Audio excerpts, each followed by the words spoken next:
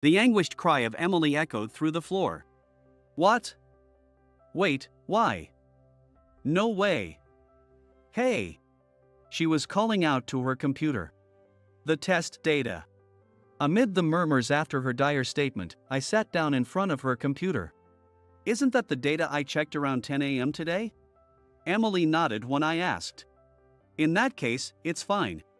I smiled at her. Okay, let's move on to this. My name is Mark. I'm 30. I used to work in research at a company that develops and sells health supplements, but after getting on my boss's bad side, I've been relegated to door-to-door sales. Even if I say the right thing, it's hard to get the point across. It's tough to remember everything. I muttered this as I walked into the company in front of me.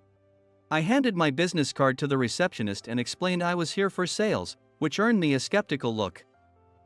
We're also in the supplement business, so even if you try to sell us something. Faced with this puzzled expression, I looked down uncomfortably. Some of your employees might find our products suitable, right? And even if we're both in the health supplement business, you're focused on probiotics while we offer vegetable-based nutrition, so our approaches are different. Is it really wrong to market to a competitor? The air of confusion lingered. But the receptionist reluctantly connected me with the relevant department, and I managed to meet with a representative. Walk-in sales often end at the door. So I considered myself lucky to have gotten a meeting with this company despite the slim chance. I was shown to a small meeting room and waited for the representative. In the meantime, I glanced at the supplement I intended to pitch, but I pulled a previous product out of my bag and placed it on the table. This one is safer. I was told to promote the new product, but I felt reluctant. It's because the new product lacks sufficient data. I've repeatedly asked my boss to look into it, but he refused and ultimately removed me from research. The department where they organize files I was sent to afterward made no sense to me. We were always getting new data, yet I was supposed to organize 5-year-old documents, staple them together, and pack them into cardboard boxes.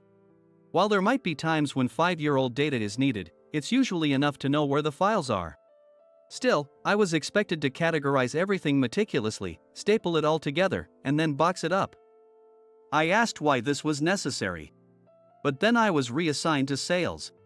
I understand that my behavior makes people think I'm too much to handle or a burden. But I always spoke up, thinking it was for the best. I rehearsed and carefully considered my words before speaking. I've struggled with this kind of thing since I was a kid, so I try hard, but it doesn't work very well. It only gets tougher when you're an adult, Emily. Murmuring that familiar name, I lowered my head. Then I heard a knock and the door opening. I stood up and introduced myself. I tried not to look directly at the person. I get too nervous to speak well if I make eye contact.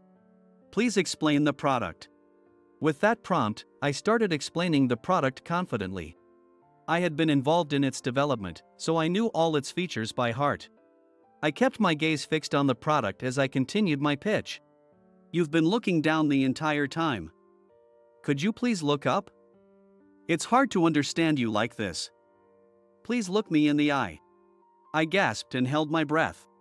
I'm sorry. If I look at faces, I get nervous and can't explain well, so I'd prefer to keep it this way until I'm done. I spoke quickly, almost rambling, and the woman burst out laughing. You're still the same, Buzz. Buzz. That's a nickname only one person has ever called me. Hearing it made me instinctively look at her. What? Standing there was Emily, my former neighbor from elementary school. As a kid, I was always a bit of an inaccessible boy. I'd spend my time intently watching ant trails, leaves swaying in the breeze, fish in a tank, or flowers fluttering in the wind. My mom often looked at me with disgust on her face.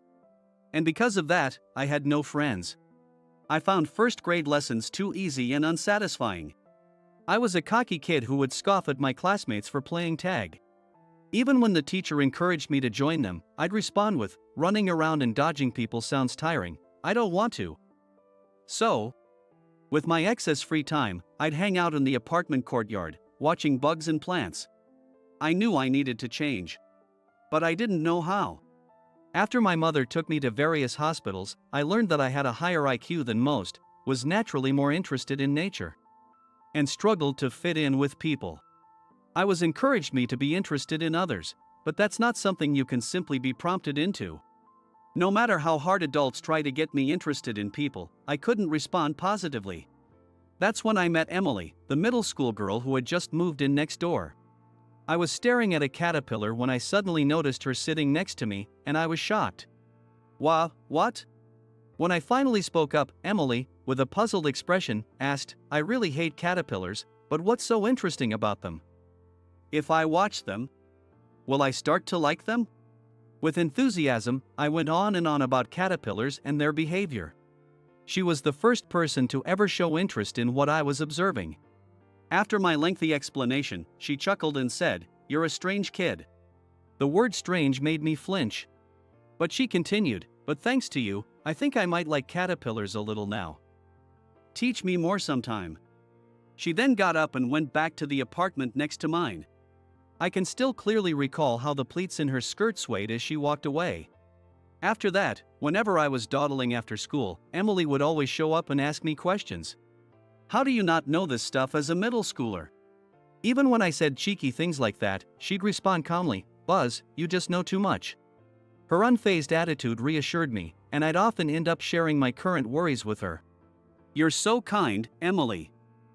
If this were my friends, they'd be mad." She looked puzzled. "What?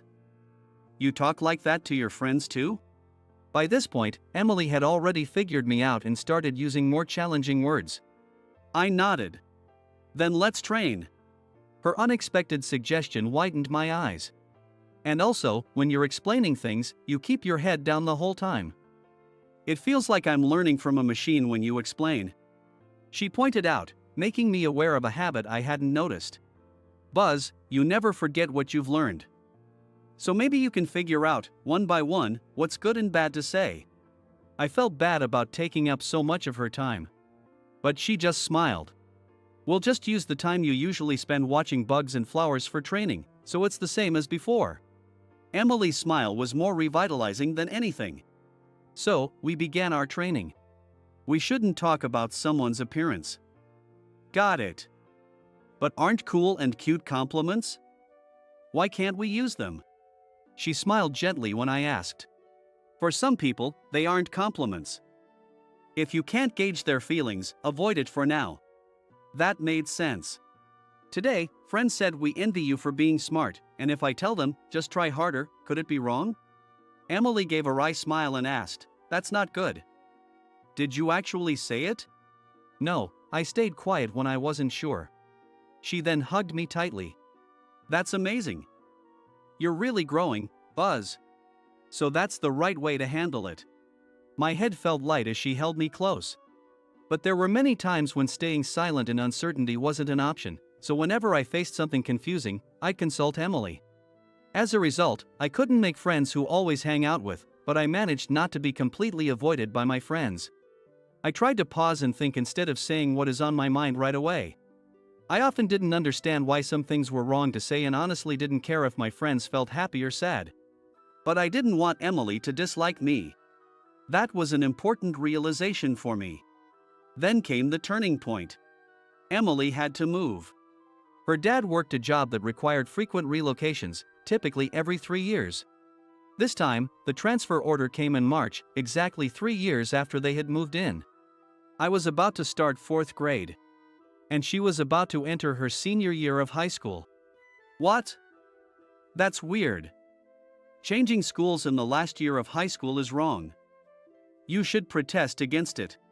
I thought I was saying the obvious, but Emily just shook her head gently. A company's decision is final. I was confused. She had taught me so much about right and wrong. This transfer order only seemed wrong for her future. She never taught me that we sometimes have to comply with bad decisions. When I insisted on that, she gave a tearful smile. I'm sorry, that's one thing I couldn't teach you. From here on, you'll face many unreasonable things. But don't give up, Buzz. You have a high IQ and a strong curiosity, so you have a lot of strengths. Don't let them go. I didn't understand, but my mom seemed to. Emily must have faced hardships as someone who constantly moved. Maybe she encountered something unreasonable at school. But she always smiled and taught me many things. I had no idea what she'd been holding back. Emily moved away the next day. I realized she had kept it from me until the very last day. I couldn't understand why. I at least wanted to get her contact information. But my mom told me not to take up more of her time. She said she'd support me from now on, but I couldn't engage with her the same way I did with Emily. And my mom never asked as enthusiastically, so my ability to understand people regressed. But I still have my memories of Emily. Those helped me make it this far. Though sometimes things were beyond my control, Emily's words, "Don't give up," always supported me deep down. So, even now, despite being pushed from research to sales, I persist until I can return to research. You still can't look people in the face when you explain, huh? But isn't that a bit of a challenge in sales? With that reasonable question posed, I explained my current situation to Emily. She let out a sigh. "You're still as clumsy as ever." Hearing that, I lowered my head. I thought I was managing fine, but things weren't going well. "Hey, why don't you switch to my company?" Emily's words widened my eyes. "I'm the project leader for a new supplement we're developing. I've been looking for skilled researchers." I felt confused. "Wait, you're in research, Emily?" She nodded. "Yeah, thanks to you, I got really good at biology." I stood there, giving a blank look. "Then why are you handling door-to-door sales?" She gave a wry smile at my flustered reaction. "I was in a different department for a meeting when the receptionist came with your business card. I recognized your name and volunteered to meet you. She gladly sent me to handle you, the troublemaker, trying to sell products to a rival company." I was even more bewildered. "But, since we're competitors, I'm not allowed to do that. There's a non-compete clause." Emily cut me off. "I'll make sure it's handled properly." Her confident words left me momentarily stunned. 1 month later. I'm now researching fungi under Emily's supervision. I loved observing insects and plants with the naked eye, but I also enjoyed using a microscope to study microorganisms. This lab felt like heaven to me. I steadily worked through the flood of test requests. "Your sharp mind is still intact, I see." Emily smiled at me. "All thanks to you. I'm grateful for you talking with my former company." Right after my visit, Emily immediately spoke to my previous employer. The higher-ups frowned at first, but since our research fields were a little different and they'd be getting rid of a problematic employee, they quickly approved. It felt bittersweet. But when one executive let slip that we couldn't have brought you back to research unless the current director resigned, I was truly grateful for reconnecting with Emily. I signed a contract just in case, but none of its terms seemed like things I'd violate, which was a relief. So, just like that, I resigned, used up my vacation days, and began working at Emily's company. Since she had explained my characteristics in advance, there were minor communication issues, but they were negligible. All my colleagues were kind and admired my focused research efforts. One day, an anguished cry from Emily echoed through the floor. "What? Wait, why? No way. Hey!" She was calling out to her computer. How pointless to call out like that. Such a waste of vocal cords. Of course, I didn't say that out loud. I just waited for her next words alongside my colleagues. "The test data, it's gone." Her terrible announcement made everyone gasp. People started asking if it could be recovered or if there was a backup. I walked over to her computer. "I don't know." "Recovery? It'll probably take a while. As for backups, although we've been instructed to back up frequently, it's easy to overlook it when we're immersed in research. I'm sorry. The only backup I have is from 2 days ago, right before we left." Emily was frustrated, but our colleagues were all relieved. We'd only lost yesterday's work and this morning's progress. They seemed to believe it was manageable. However, we finally got good data. Emily apologized to us, explaining that she had been so engrossed in her research, excited by the positive results, that she forgot to back up the data. "I'm sorry. I'll try my best to get good results again." As she spoke, I slipped past her and sat in front of her computer. "Buzz, no, Mark, what are you doing? I replied while typing on the keyboard. Isn't this the data I checked around 10 a.m. today? She moaned. She seemed to be trying to jog her memory. Oh, right. It was good data, so I asked you to replicate it using the same method.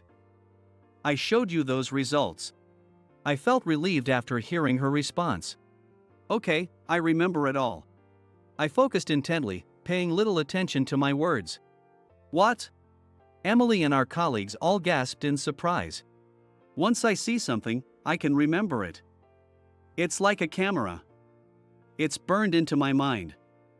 I guess that's not something everyone has. I said this calmly while entering the data I remembered. While everyone stood in stunned silence, I finished inputting the data. It's done. Is this correct? Emily carefully examined the numbers on the screen. Oh, this. Yes, this result was good, and here too. It looks accurate, even if some bits are missing. I frowned. How rude. If I say I remember, I remember. Emily ruffled my hair. That brought me back to reality. Oh. I might have said something wrong because I was focused. My face went pale. Whenever I focused on something else, I couldn't keep my words in check. As I hesitantly glanced at my colleagues, they were smiling. Words like amazing, genius, and savior echoed around me. I looked up with wide eyes. She began massaging my head. I never knew you had this ability. Is your head tired? That must be tough. But thank you. You've been a big help. I'll still ask for the original data to be recovered, but it's not because I don't trust you. As she massaged my head, I nodded slightly. It felt so good, and my mind was awash with this pleasant feeling. You've helped me a lot, so I'll do anything you ask. What do you want? This pleasant sensation clouded my thoughts. Then, marry me. The room erupted with murmurs at my sudden marriage proposal. What? Emily's startled cry made me realize my mistake. Oh. I'm sorry. It just felt so nice, and I couldn't help myself. But it's not a lie. I've loved you since we were kids. My drifting mind let me say whatever I wanted. She suddenly stopped massaging my head. We're at work. Her yelling brought me back to reality. Oh, right. Work hours. We're supposed to work during work hours. Yes, I'm sorry. I lightly tapped my still floaty head and returned to my desk. Gradually, I realized the weight of my words, understanding that I'd just said something outrageous. But I was content with how I felt.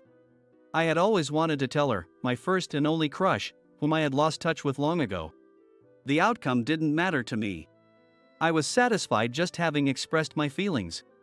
As the workday ended, I finished my tasks, clocked out, and waited for Emily to finish hers. Perhaps sensing the situation, the usual late stayers hurriedly left, leaving us alone. I watched Emily, who showed no signs of getting up to leave. I approached her desk. Hey, you're done already, aren't you? When I asked, she slowly turned her face towards me and, with a forced smile, said, "Caught me." Then clocked out. As I followed her out, I reassured her. Don't worry about it.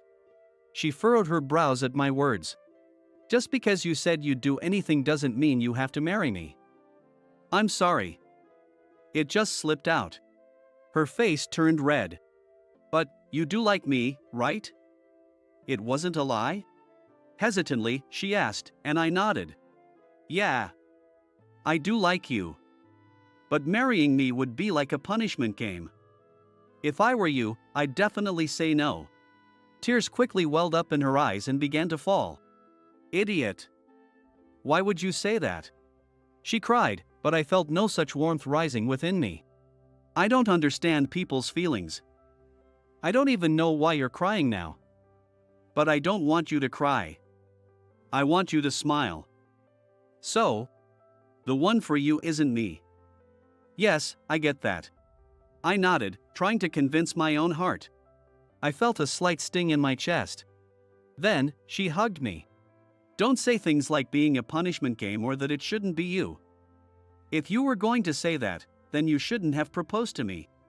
Wrapped in her embrace, I felt that comforting warmth again. I'm sorry. Was expressing my feelings wrong? But my head was all fuzzy, it just came out naturally. I couldn't stop it. She shook her head vigorously. That's not it. Buzz, you need to start liking yourself more.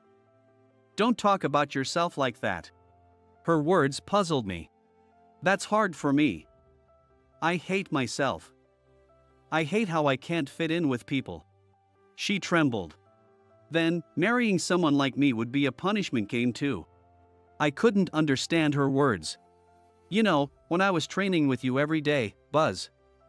I didn't fit in with my class, didn't join any extracurricular activities, and had no friends. I acted arrogant training you, but I was just a girl who was terrible with people. I was using training with you to pass the time and distract myself from my loneliness. Pretty awful, right? She explained that with each move due to her father's job transfers, she tried making friends but grew tired of the cycle of making and losing them. Especially during her sensitive middle school years when she moved next to me. And there I was, an elementary school student struggling with socializing. She told me she trained with me to console herself. Whatever the reason or circumstance, it doesn't matter. Back then, I needed you. Without you, I probably would have become a much worse adult. So, the fact that you moved next door to me back then was lucky for me. That doesn't make marrying you a punishment game. Emily laughed through her tears. Why do you think I'm still unmarried at 38? Always working, not charming enough? Would marrying a 38-year-old woman be a punishment game for a 30-year-old you, right? I tilted my head, puzzled. Why would an age difference be a punishment game? Oh, because of wrinkles or skin or something? I don't care about. Before I could finish, she smacked my back. That's another thing you shouldn't say to a woman. Remember that. Feeling a tingling sensation on my back, I replied. Don't talk about wrinkles or skin to a woman, got it, I'll remember that. She chuckled. This brings me back memories. Her tone softened. But, I just love you, Emily. You're definitely not a punishment game. She chuckled softly. Well, how about these two people who think of themselves as punishment games, try dating? My heart suddenly pounded, and she laughed. The heart is always honest. Her laughter was irresistibly sweet, and my heart pounded even more. A few days later, the data she had lost was recovered. The numbers matched perfectly with the data I had recreated from memory, which surprised everyone. As I struggled to find the right words to say, she smiled. Everyone finds your way of talking when you're focused and musing. So you don't have to overthink here. Hearing that, I looked at my colleagues. They all smiled at me. It was a sight I'd never seen before. I felt tears welling up. Unable to express this feeling, I lowered my head and nodded. And everyone laughed again. Their laughter wasn't mocking, it left me feeling warm and light. Years have passed since then. Emily and I got married. After we started dating, I understood what she meant when she said she wasn't charming. When work gets hectic, she becomes deeply immersed. She talks less, eats less, and goes to bed quickly. But to me, that's a clear sign that she's busy at work, so I don't feel neglected or worried. Since we work at the same place, I also know when things are busy, so there's no issue. The age difference never bothered me either. She is 8 years older, but she's adorable, and I know she'll still be cute even when she's a wrinkly old lady. Oops, I'm not supposed to talk about wrinkles. But it's okay to think it in my head, right? Anyway, she's not a punishment game, she's an amazing woman. As for me, I still don't fully understand people's feelings. But she always understood me. Whether that's good or bad for her, I can't say. Still, when she's not too busy at work, she always smiles. And I just trust in that smile. Not long ago, I used to work a job I disliked and lived without being understood. But now, I do the job I love, live with the woman I love, and work alongside her. Sometimes, my colleagues ask me if it's suffocating to work and live with my wife. I always shake my head honestly. Getting to be by her side all the time makes me the happiest person in the world. I hope to always be the man who stays by her side.